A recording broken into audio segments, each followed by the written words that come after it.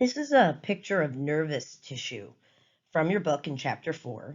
And it clearly shows some neurons with that little cell body and axons that we're used to. But take a look at one of the labels over on the right. It says nuclei of supporting cells. So it lets you know that that RNG type background is full of other cells than neurons. And this is the reality for nervous tissue, which really looks like tapioca when it's not fixed in formaldehyde. But of nervous tissue, there's neurons, but there are also support cells. And these support cells are what you saw in the background of that previous picture, and they're called neuroglia. In the past, they've been called glial cells or glial cells. They are about half of nervous tissue. So if you look at a brain, which again just looks like a tapioca mold kind of, 50% of it is neurons and 50% of it are these types of cells called neuroglia. And there are different neuroglia in the central nervous system, the brain and the spinal cord, compared to the peripheral nervous system, which is everything else. So I like this diagram.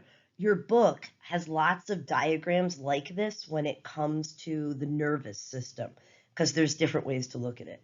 So this is kind of an anatomical way of looking at neuroglia. There are 4 different types we're going to talk about that are found in the central nervous system. And let's just now start to call this the CNS. And there are 2 types that we're going to talk about that appear in the peripheral nervous system or the PNS. So different place, different cell. I like this picture even though it's incredibly complicated.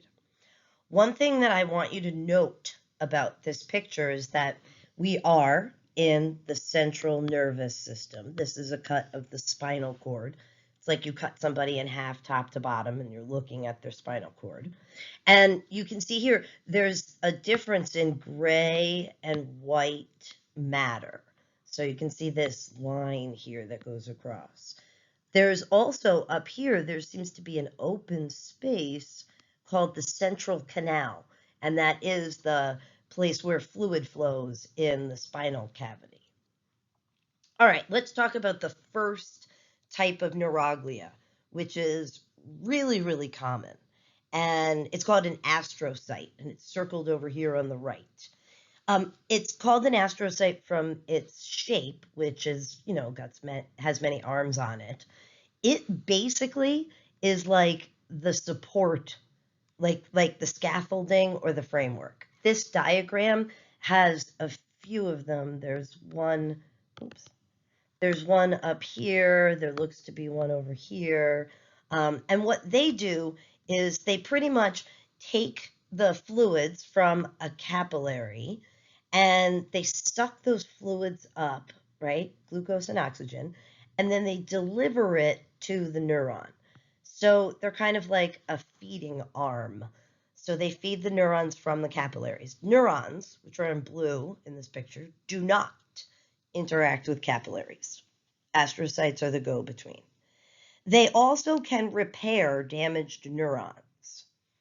Okay, all right. I just want to note we're in the central nervous system here, so that's one type of cell. The next type of cell is called a microglial cell. And this is this guy right here. And he looks like a feather duster, kind of. He's got all of these feathery parts coming off of his dendrites. And this guy basically is a phagocyte, goes around dusting or looking for foreign invaders, basically, in the central nervous system.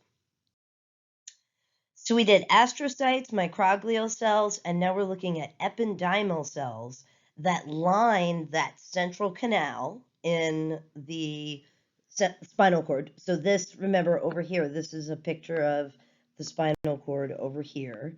And so we're in the central nervous system, and look where we are. We're in that little open space in the center.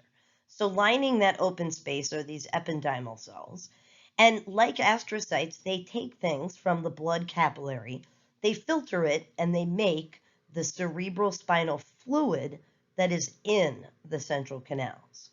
They also have these little tails here. You can see their structure, and their little tails here, they're not flagella, but they kind of circulate the CSF.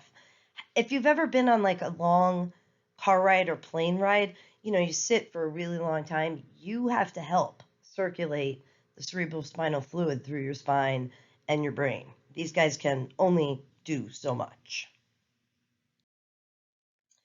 The fourth and last neuroglial cell of the central nervous system is a cell called an oligodendrocyte.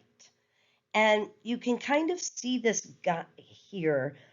It's connected to two neurons, right here and here. And it seems to have a connection to two neurons. And what it's doing is it's making a covering for the axon of the neuron. And that covering is called myelin.